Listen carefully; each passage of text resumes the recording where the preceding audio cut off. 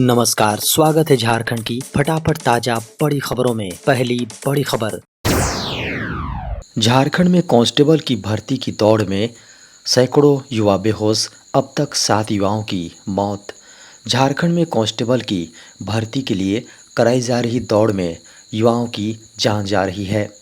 खबर है कि झारखंड में एक्साइज डिपार्टमेंट में कांस्टेबल नियुक्ति के लिए अलग अलग जिले में बीते 8 दिनों से दौड़ प्रतियोगिता कराई जा रही है।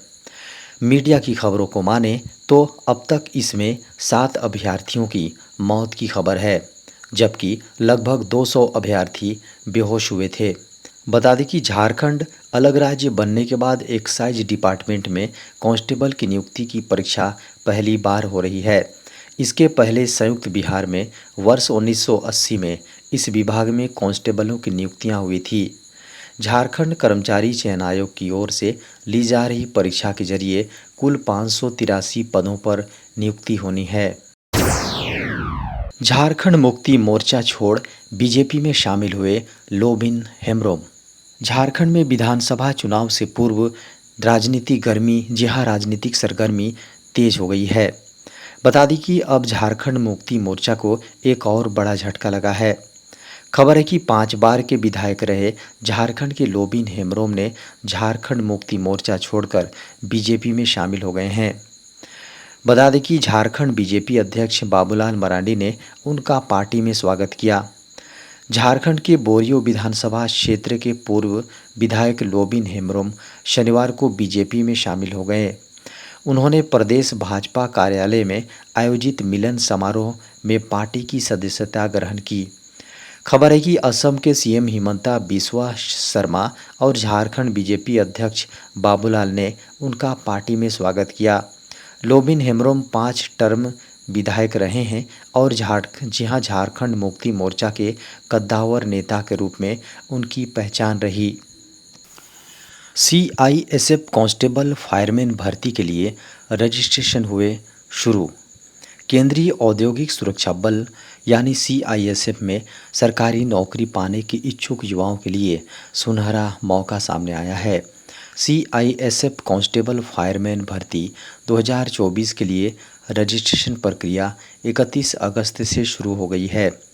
पात्र उम्मीदवार सीआईएसएफ की आधिकारिक वेबसाइट CISFRECTT.CISF.gov.in के माध्यम से ऑनलाइन आवेदन कर सकते हैं। आवेदन पत्र जमा करने की अंतिम तिथि 30 सितंबर 2024 है।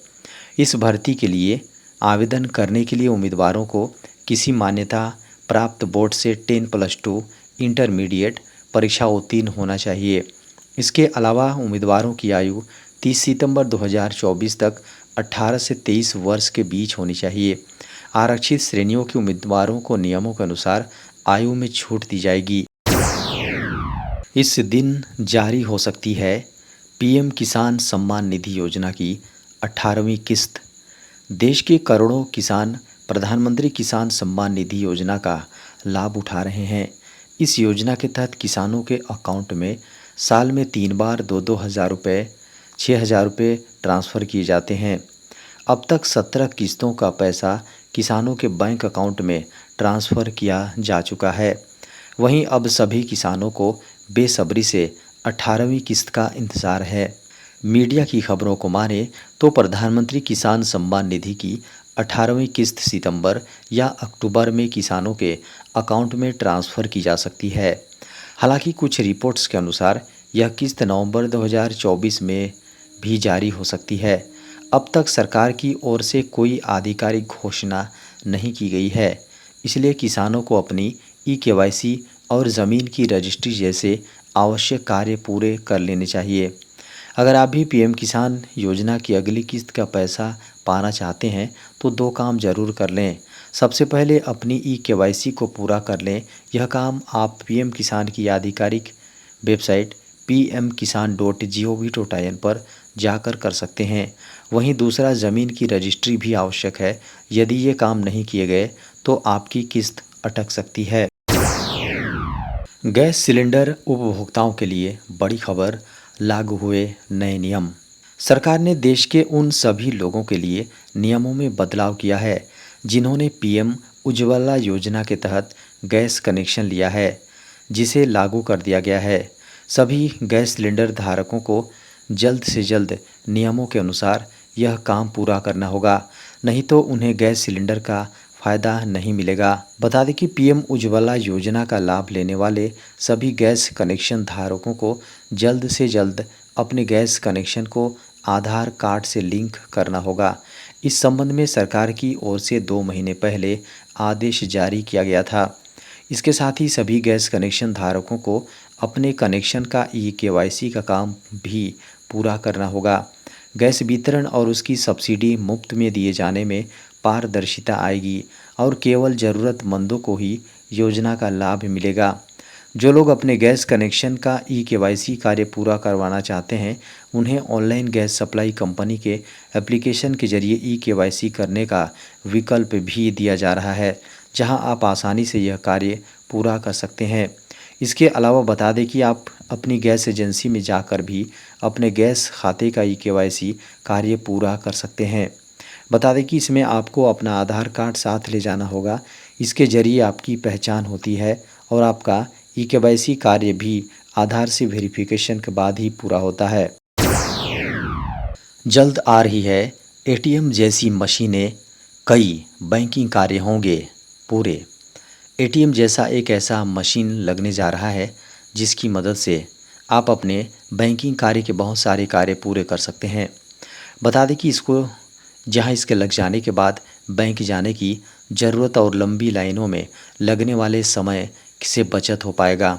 बता दें कि यह सिस्टम अकाउंट खोलने से लेकर कैश निकालने, एफडी में निवेश और क्रेडिट कार्ड जैसी कई सुविधाएं प्रदान करेगी जहां कराएगी।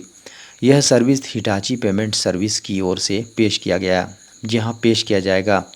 खबर है कि कंपनी ने ग्लोबल फिनटेक फेस्टिवल 2024 में कहा कि उसने National Payment Corporation of India यानी एनपीसीआई के साथ मिलकर भारत की पहली Android based cash recycling machine launch की है।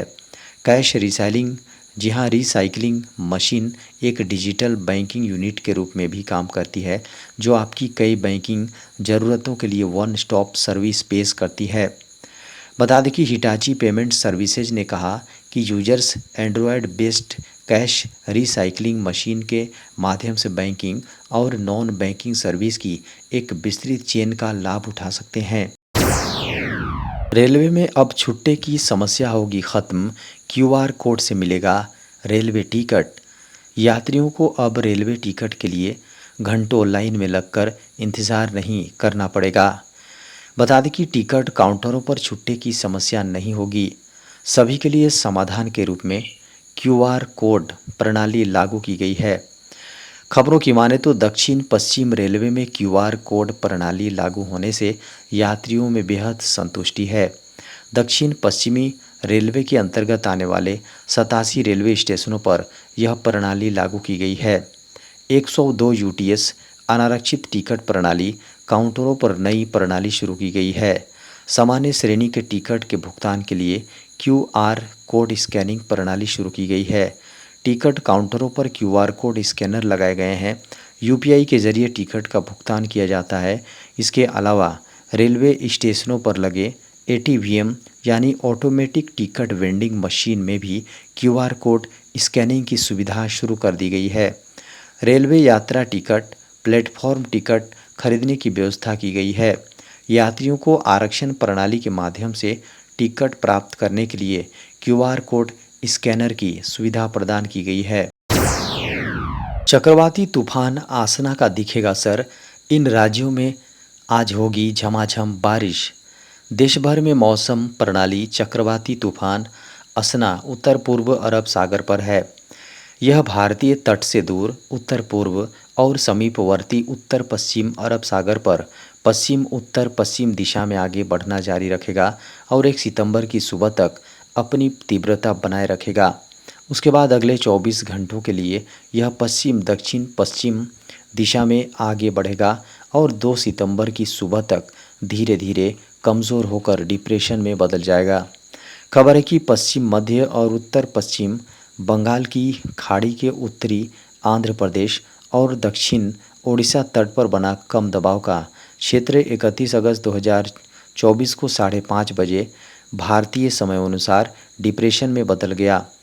इसके पश्चिम उत्तर पश्चिम दिशा में आगे बढ़ने और 31 अगस्त की मध्य रात्रि के आसपास विशाखापत्तनम और गोपालपुर के बीच कलिंगापट्टनम के पास उत्तरी आंध्र प्रदेश तट और समीपवर्ती दक्षिण ओडिशा तट को पार करने की उम्मीद है। समुद्र तल पर मानसून की द्रोणिका अब पूर्वोत्तर अरब सागर बने हुए तूफान के केंद्र से होते हुए जलगांव, ब्रह्मपुरी, जगदलपुर, कलिंगपट्टनम से गुजरते हुए दक्षिण पूर्व की ओर पश्चिम मध्य और उससे सटे पश्चिम बंगाल की खाड़ी के ऊपर बने हुए डिप्रेशन की ओर बढ़ रही है।